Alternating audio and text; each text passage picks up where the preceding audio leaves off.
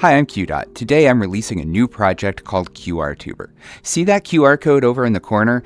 That's not sending links, that's sending arbitrary data to everyone watching this video. So let's say you're a streamer, you're playing a game, and the game makes your controller rumble.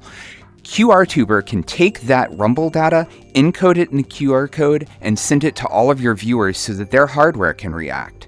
And it doesn't just need to be Rumble or Haptics, though interface and butt plug IO devices are included in support in here.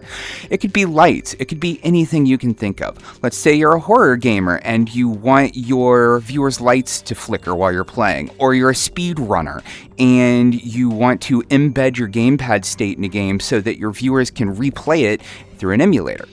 Or for accessibility, if your viewers can't hear, you can actually embed events that allow them to use other triggers for experiences. It's all just video, and it all works wherever video works. Social media, YouTube, Twitch, Fansly, or wherever else you can stream video.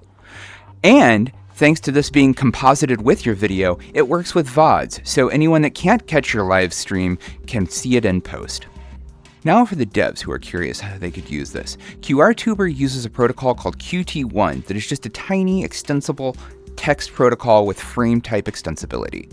So as long as you can use something that transmits pixels, you can create new versions of the protocol to transmit whatever you want. And for those of you that are thinking, wow, this sounds like the future, actually, this came from the past where most technology came from: porn.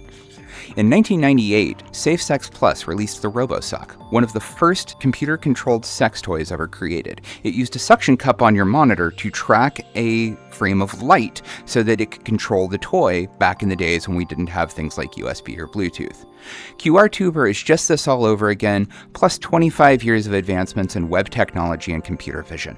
Now note that QRTuber is pre-alpha. Expect misframes and rough edges. You might want to hold off on hooking your shock collar up to this one right now.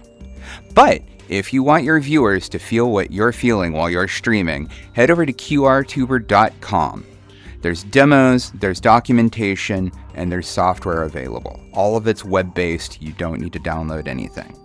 Looking forward to seeing and feeling you soon.